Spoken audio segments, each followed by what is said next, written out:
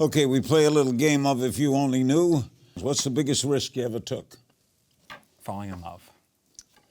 Same. Strangest fan encounter. Somebody wanted to do something inappropriate to my hair.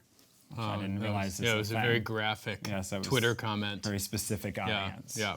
Most challenging makeover.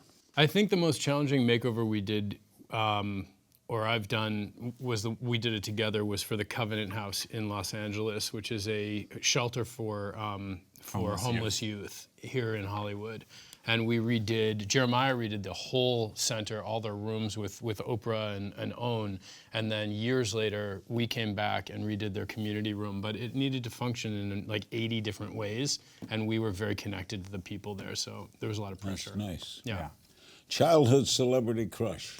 It was Goldie Hawn, and I ended up having dinner with her in New York City, and I was like paralyzed. She's so 20 years with Oprah, and I couldn't speak out loud with Goldie Hawn, and then we started running lines from Overboard, the movie which is one of my favorites and was my dad's favorite. Yeah. And everything worked out. So who was your childhood? I mean, I'm gonna say it was Oprah. I mean, and then meeting her years later, it was really pretty surreal. Last great book you read? Just Mercy. Just finished it last night.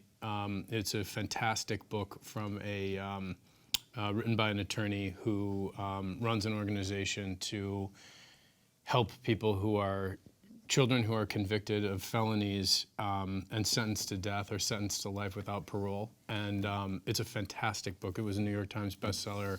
What was your last book? I just finished The Beautiful No by Sherry Salata, which is the first memoir she's put about her career. And then before that was Michelle Obama's book. Something you can't live without. Kindness. Family. Design trend you love right now.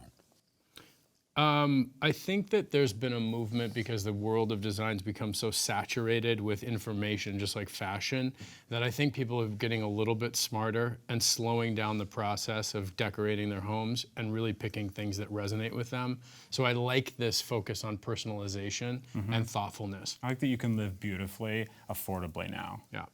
What's the first thing you do when you get out of bed in the morning? I meditate and I make a pot of coffee and go through it by myself. I get up at 4 a.m. before everybody's up. And I wait for the coffee. Biggest perk of being a celebrity?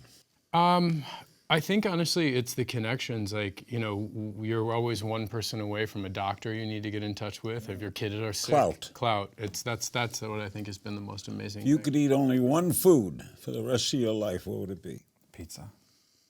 Pizza all day long, every day. Dairy Queen.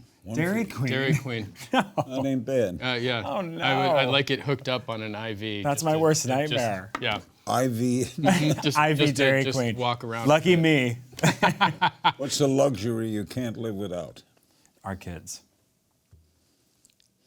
Kids are a luxury? Yeah. I mean, I'm a little paranoid. Like, I go into like sort of Jewish Virgo mode with everything. So I like everything. I like insurance. I like the pool cover. I like all the safety stuff. Yeah, but we didn't think we were ever going to be able to have children, 2 gay men. So, we were very conscious of the fact How did you arrange it? We had surrogacy, yeah. And standing on the shoulders of a lot of people who did a lot of work for the last, 50 plus years. So it feels like such a luxury and such a responsibility that I think we're always kind of very conscious of. Did you watch the children born? Yeah. I pulled them both out. Yeah. Who cut the cord? I cut Poppy's and I cut our sons, yeah. I didn't want to be in the room for either. For our daughter. Yeah. I was terrified, and I said, I'm just going to wait. And the nurses in the hospital here in the Valley were so wonderful. And they looked at me and they said, you're making an enormous mistake. We don't know you, but we can promise you're making an enormous mistake. Just come in the room, and we'll set you up in the corner. And if you want to see, you can see, but be in the room.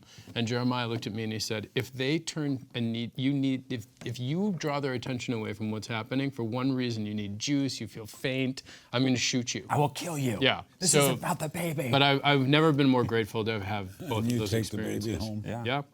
Never miss a beat. Subscribe to Larry King now and watch new episodes every day.